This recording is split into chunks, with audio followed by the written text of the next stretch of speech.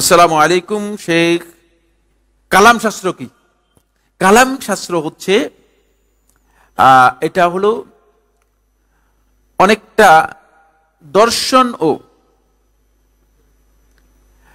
মানে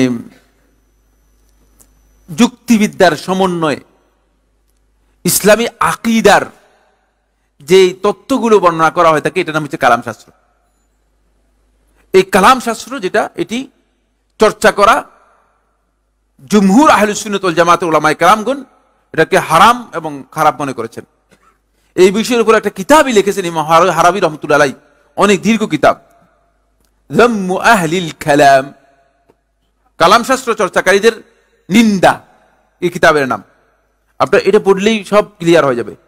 ইমাম শাফি রাহমাতুল্লাহ বলেছেন এরা অধিকাংশই জিন্দিক, তারা আল্লাহর আকীদা সাব্যস্ত করার জন্য আকলকে ব্যবহার করে।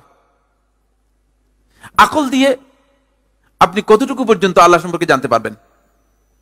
কিছুই জানতে পারবেন না।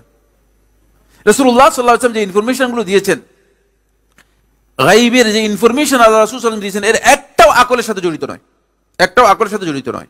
সুতরাং এই জন্য কালাম শাস্ত্র হচ্ছে শুধুমাত্র আকল বিবেক বিবেচনাকে অগ্রাধিকার দেয়া নকলের চেয়ে, এবং এর উপর ভিত্তি করে যে গ্রিক দর্শন, বিভিন্ন দর্শন যেগুলো আছে এবং যুক্তিবিদ্যা, এটার উপর নির্ভর করে আল্লাহ তাআলার অস্তিত্ব সাব্যস্ত করা।